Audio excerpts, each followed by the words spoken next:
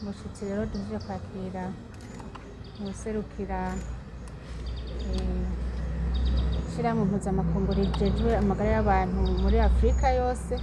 Rero ni iteka kuri Fondation Connection Mugiraneza, ni iteka kuri OPDD ndetse n'iteka no kuri jewe.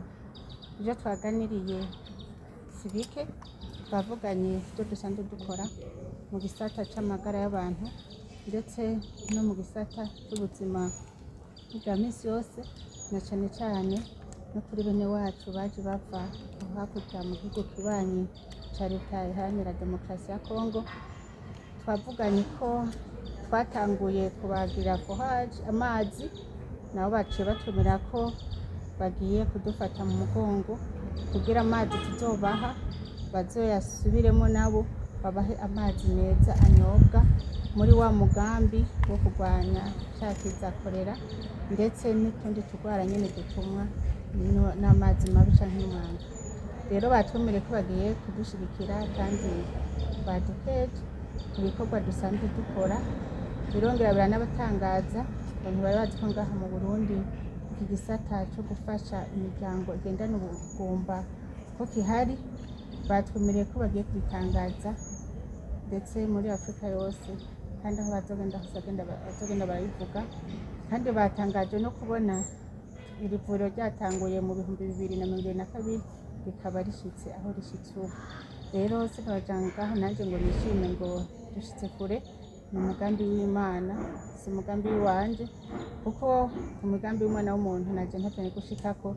Ni kubera tuguma dufatwa mu mugongo mu buryo ubu canke buriya canke aba canke bariya, kuko tuge dukora ibikorwa tutiteze ko turonka impembo turonka nabo bashitsi baza bacagenda batumye kudufata mu mugongo.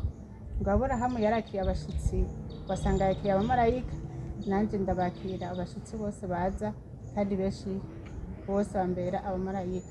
Nico gituma n'Imana iduhezagira n'umugambi twawutanguye tutabona iyo dutera tuja, ariko ubu unye tumaze kuronka ibibondo 16 kandi n'ubundi turiteze n'abandi, kuko tuguma duhezagirwa n'Imana.